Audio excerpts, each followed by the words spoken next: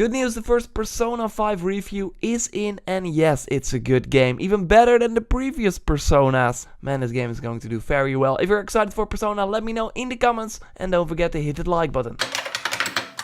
I can't wait for Persona 5, so that's why it's nice to hear that in the weekly Japanese video gaming magazine Famitsu that they scored the game and gave it a 39 out of 40. To explain, they got the luxury of 4 people reviewing the game, so 4 people played through the game, gave it a score, and also wrote a little bit about it. And so it got a 9, 3 10s, combine that, you have a 39 out of 40. Also interesting to note is that the game takes around the 80 hours to complete according to the magazine, and this includes side quests, so that's a pretty long time. Persona 5 will launch next week in Japan, so that's why they already got the game to review. It's important to note that Famitsu is known for many high scores.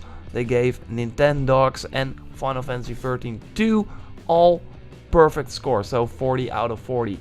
Which of course is pretty insane if we look at the other review scores. But what's interesting to note is that the other Persona games did not receive as good review scores as Persona 5. Persona 4 Golden, the Vita iteration of Persona 4, got a 35 out of 40, and the Metacritic over here is 93 right now. The original Persona 4 on PS2 that launched in 2008 got a 33 from Famitsu and a 90 on Metacritic. Also looking at the other Persona Famitsu scores, then you see that they think that this is the best Persona yet. Of course, it could be different reviewers, but I still think that it's important to know that they were pretty harsh on the previous Persona games, and they like this one pretty much. So what will this mean? A ton of sales for Atlus. I mean a real ton. I mean, people will stand in line for this game on September 15th in Japan, even though the PlayStation 3 version is also available. I think we will see a ton of PlayStation 4 sales. This will be the time for Japanese people to throw away their PS3 and go on the PS4 bandwagon. But still, the PS3 version will help a ton. It will be interesting to see what version will be higher in the charts. And that's awesome. In Japan, they release the weekly numbers precise by just every digit every week, so that's awesome to note. I will share that on my Twitter when they are out. But first, how much will it sell? Well, there are 10 million PS3 sold in Japan right now and around 3 million PS4s.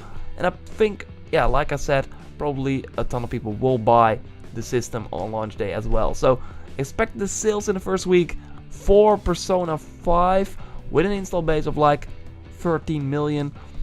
I would say 700,000. And that's a lot because Persona 4 Golden on Vita sold 137,000 in 2012. But remember, that was the year the Vita came out, so there was just not a big install base.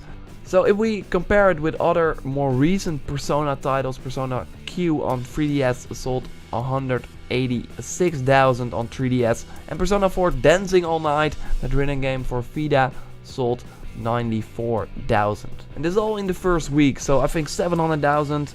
Okay, I might rethink that, but I think 700,000 is the right thing to go here, because Final Fantasy 15, that will also help. That game was supposed to hit in September but got delayed to November, so RPG hungry fans will now buy Persona 5 instead of Final Fantasy, so that will also boost the sales. The Persona 5 launch is still far off for us in the West, but we can still enjoy watching the photos of Japanese people standing in line to wait for the release and hear people talk about it. Of course, and I guess you want that as well. You don't want to get spoiled, so avoiding Persona 5's gameplay videos will be the way to go, and that will also make it easier to wait, I guess. It's super awesome if you think about it. I mean, Atlus worked on this game for around 5 years since they released Catherine in February 2011 in Japan. Of course, they also made some spin-offs, but really this is their next big game. I totally loved Catherine, by the way. It's really a super unique game with interesting choices, awesome characters, and those plot twists, man. Oh my god. And of course, Persona 4, that game made me care about Persona. But yeah, it was a port of a PS2 game. I played it on Vita. So now we can finally see what a 2016 Persona game looks like.